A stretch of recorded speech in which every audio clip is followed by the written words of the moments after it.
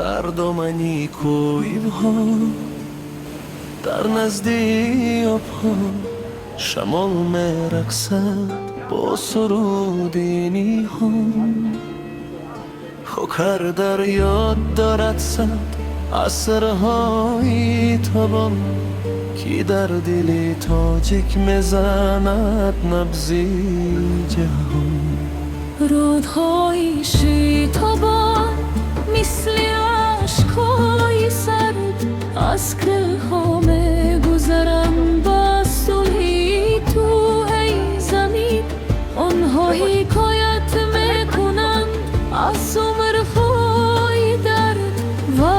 از صدای سربازانی به صلیبین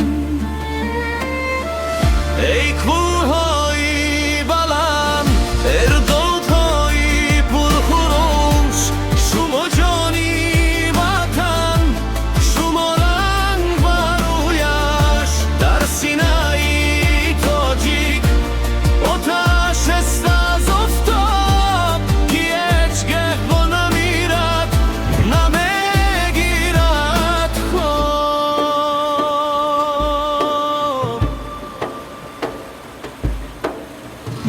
باران میزند بر سری سنگ‌های کو ورنت میشود نسبت به دریا در اینجا هر یک سنگ میگوید با جان این زمین مادر است این خاک منزلی ما Es بلندی کن تو در ایمی هر صدای البوم همه رنگ خیابان بچه های وطن رو دل مثل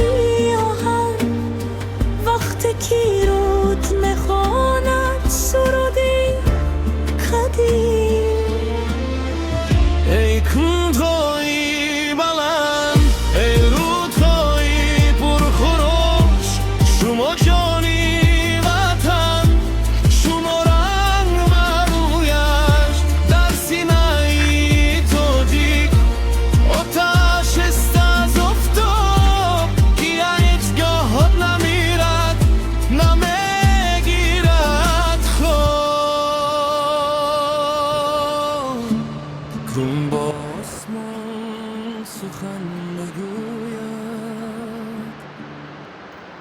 Классная штольня.